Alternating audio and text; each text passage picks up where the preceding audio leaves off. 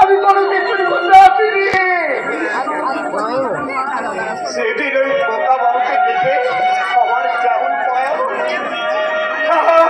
আমি যে মরার টানে আমি খবরটা দেখতে এসেছি। এখান থেকে আর কখনো যদি এই বাড়িতে এসেছি তোকে দোকানে একবার খুন করে বাবু না না